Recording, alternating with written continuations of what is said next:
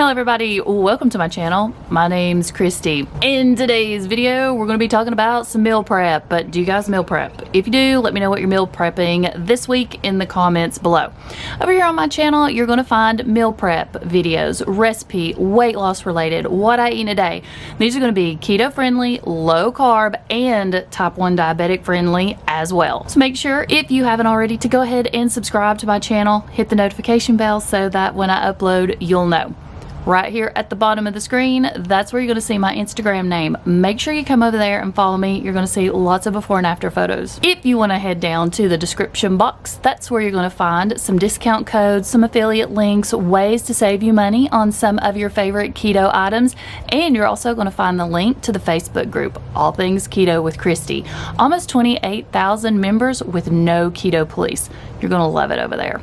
Now, I'm trying to keep this as quick as possible. Let's go ahead and get started with today's meal prep video.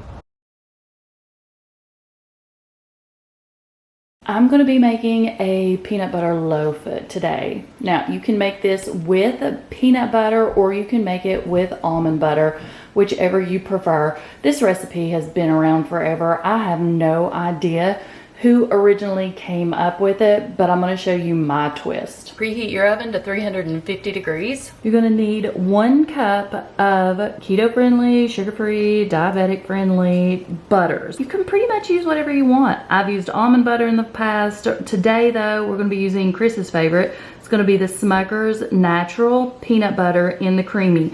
Nothing bad is added to this one. I have also used this in the Crunchy and it's delicious as well.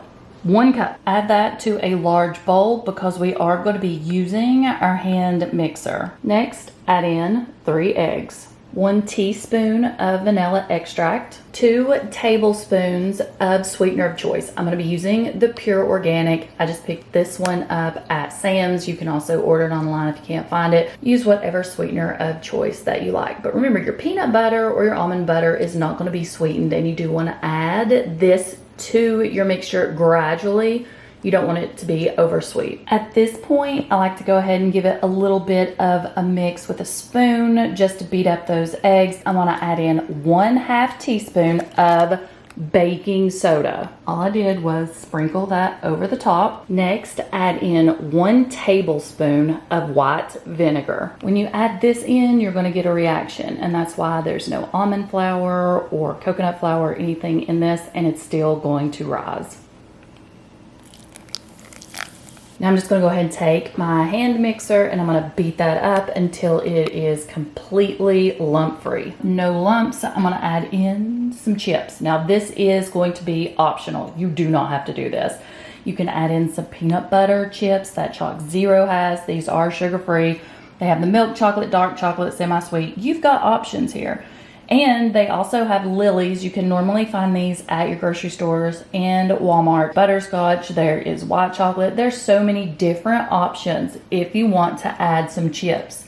Today, I'm going to add some chocolate chips. Milk chocolate, Chalk Zero. They're always linked below in the description box if you want to check that out. And I do have a discount code to save you some money. Now that I have the chocolate chips mixed in, spray down your loaf pan and make sure you spray all the way up on the sides of that loaf pan because this is going to rise significantly. Now we're going to put this in that 350 degree oven for anywhere between 20 and 30 minutes. Now while that's in the oven baking, I wanted to mention this. They have these little itty bitty, I mean, my cell phone is about the size of these little tins. You can pick up a set of 5 of these at Walmart and they're only about 98 cents.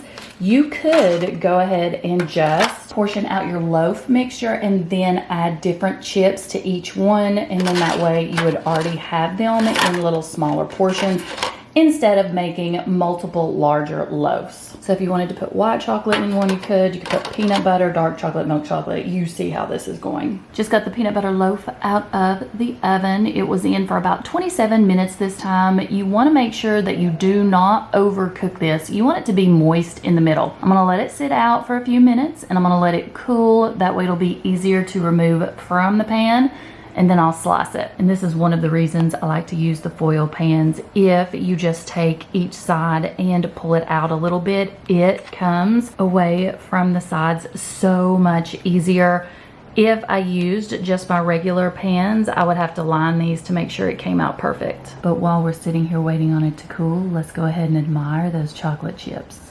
I went ahead and removed it from the loaf pan, and I've started slicing it, and you can see I do slice this pretty thin. It's still warm. Chris has already came and got a piece while it was warm and added butter to it. It makes it so good. You've got that sweet, you've got that salty from the butter. There's so many different things that you could do with this. It's one of those really simple recipes that if you're craving something sweet, it is going to satisfy that sweet tooth. Everybody in the house loves this recipe. Now, I'm not sure if you're supposed to store it in the refrigerator. I'm going to be 100% honest with you guys. This only lasts about 24 hours in our house. It gets gone fast. We'll know for future reference. If any of you have froze this in the past, let me know. But honestly, it does not. But truthfully, it doesn't last long in our house. Let me know in the comments below what you would add into your peanut butter loaf. I'm going to be meal prepping the Smithfield pork tenderloin that we recently picked up at Walmart. This is going to give us several meals throughout the week. Really easy to go ahead and reheat and eat when we're in a hurry. All I'm going to do is just open this up, put it in the crock pot with a little bit of broth and a few seasonings, and let it simmer all day long until it's done. This is one of those super simple meals. I know this is going to seem a little weird, but we did have some chicken broth that was left over. So I'm just going to go ahead and use that instead of normal bone broth like Kettle and Fire or something like that. This one is just from Food City. I just put enough into the bottom so that it covered that surface, and it was going to help steam and cook it. That was so large, there was actually 2 pork tenderloins in there. Now the only thing I'm going to add to this is going to be some garlic powder and onion powder. Add whatever seasonings you like. Now I'm just going to cover and let it cook all day. This has been cooking all day. I'm just going to transfer it over into another dish, put this in the refrigerator. We can warm it up as we need it. It's tender, it's going to pull apart. Then we'll just add our veggies to it. This has turned into a weekly occurrence at this point. I made some more of these stuffed bagels. This time I used the everything but the bagel seasoning. I do plan on making another batch this week. I want to make some that are sweet. I'm thinking about taking the cream cheese that goes on the inside, rolling those in a cinnamon sugar, keto friendly of course, sweetener, and then putting that on the inside. There is a video showing exactly how I made these. So what I'll do is I'll link it up in the cards for you, and I'll also link it in the description box if you want to go watch that. If you have not tried these yet, you are missing out.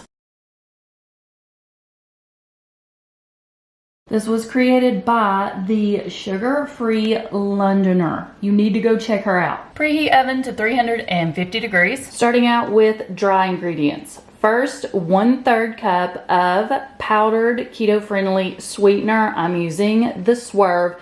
It says that you want this sifted so that there are no lumps or clumps. To the powdered sweetener, add in 1 cup of almond flour. Take it from me, go with the Blue Diamond. You're going to save yourself a lot of hassle in the long run. If you have texture issues like I do and you don't like gritty and grainy, go with finely sifted Blue Diamond. 2 tablespoons of unsweetened cocoa powder, a pinch of salt. I want to say thanks again to Rick for these little measuring spoons. This one says a pinch. It's an entire set. 1/2 teaspoon of baking powder. Give all of that a quick mix. In a separate bowl, take 1 egg white. Beat that together until stiff peaks start to form. Once you have that done, you're going to stir in 1/4 teaspoon of vanilla extract, and you're going to stir in 1/2 teaspoon of almond extract. Now I'm going to fold in my dry ingredients.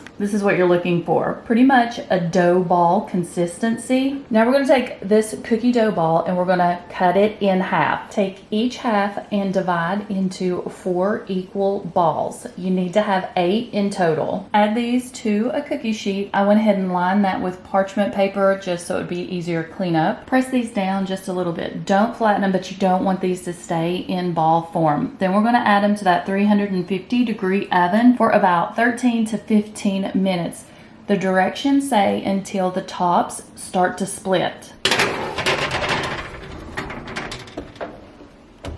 I left them in about 14 minutes. You definitely do not want to overcook these. You want them to be a little moist in the center, and they are starting to crack. So we're gonna let these sit here and cool. Once they've had time to cool for a bit, you're gonna wanna take some of your powdered Swerve, put that on a plate, and then you'll dip the tops of your cookies into that so that they have that snowball effect. Don't want to do this? You don't have to. You can melt some white chocolate chips and drizzle over top some milk chocolate, dark chocolate. You can do so many different things with this recipe. And that's what they look like once they're completely finished. Now, I did not coat the entire cookie with the powdered Swerve because sometimes it can give it that cooling effect.